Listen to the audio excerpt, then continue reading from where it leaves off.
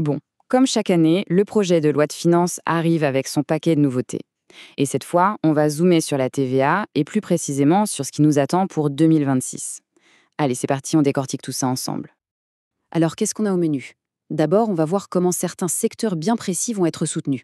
Ensuite, on parlera d'harmonisation, un mot un peu technique, mais qui vise à booster l'investissement. Après ça, gros plan sur l'économie circulaire, un sujet super important. On enchaînera avec la découverte d'un nouvel outil fiscal, l'autoliquidation. Et bien sûr, à la fin, on fera un petit récap de tout ce qu'il faut absolument retenir. Allez, on attaque direct avec le premier point. L'idée ici, ce n'est pas juste de faire des ajustements généraux. Non, le projet de loi a vraiment dans son viseur des industries bien spécifiques pour leur donner un coup de pouce. Et le premier exemple, c'est le sport. Cette exonération de TVA pour les sociétés sportives, elle devait s'arrêter. La grosse nouvelle, c'est qu'on propose de la prolonger, et pas qu'un peu, pour 5 ans de plus. Ça irait donc du 1er janvier 2026 jusqu'à la fin de l'année 2030. C'est quand même un message assez clair de soutien pour ce secteur, non?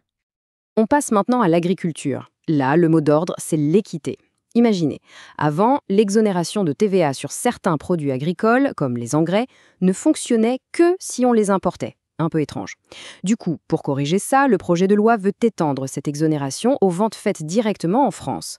L'objectif est simple, que tout le monde soit logé à la même enseigne du début à la fin de la chaîne. Voilà pour les secteurs ciblés.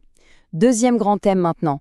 Comment faire pour que les entreprises aient envie d'investir davantage? Une des réponses, c'est de simplifier des règles fiscales qui sont souvent un vrai casse-tête. Et c'est exactement ce qu'on va voir. Alors, concrètement, qu'est-ce que ça change? Pour l'exonération de TVA sur les biens d'investissement, il y a un délai de base de 36 mois. Le délai supplémentaire sera de 24 mois, point final. C'est beaucoup plus simple et ça permet aux entreprises de mieux prévoir leurs investissements. Après l'investissement, on aborde le troisième pilier de cette réforme, et là, on est en plein dans les préoccupations d'aujourd'hui. On va parler d'économie circulaire et de comment la fiscalité peut aider à la développer. Le changement majeur ici, c'est l'élargissement. Jusqu'à présent, l'exonération de TVA, elle ne concernait que les métaux de récupération. Avec le nouveau projet, l'idée, c'est de l'étendre à toutes les autres matières de récupération. C'est un vrai coup d'accélérateur pour toute la filière du recyclage, bien au-delà du métal.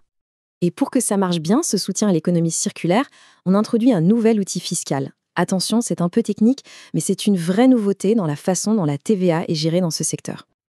Alors, l'autoliquidation, qu'est-ce que c'est? En fait, c'est assez simple. On inverse les rôles.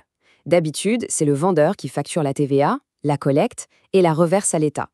Avec l'autoliquidation, c'est l'acheteur qui s'occupe de tout. Il déclare et paie la TVA directement. Ça simplifie les choses et ça sécurise la collecte pour l'État.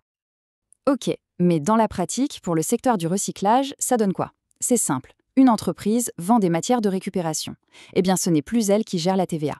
C'est son client, l'industriel qui va utiliser ces matières, qui va devoir s'en charger lui-même via l'autoliquidation. Et le point important, c'est que ce système s'appliquera maintenant à tout, les déchets industriels, les métaux et toutes les autres matières de récupération. C'est une généralisation. Bon, on a vu pas mal de choses. Alors, si on devait résumer, qu'est-ce qu'il faut vraiment garder en tête? En fait, si on prend un peu de recul, on voit bien 3 grands objectifs. D'abord, un soutien très ciblé pour des secteurs jugés stratégiques. Ensuite, une grosse volonté de simplification pour encourager l'investissement. Et enfin, un véritable coup de pouce fiscal pour l'économie circulaire. Bref, on vise plus de simplicité, plus d'équité et un soutien économique bien orienté.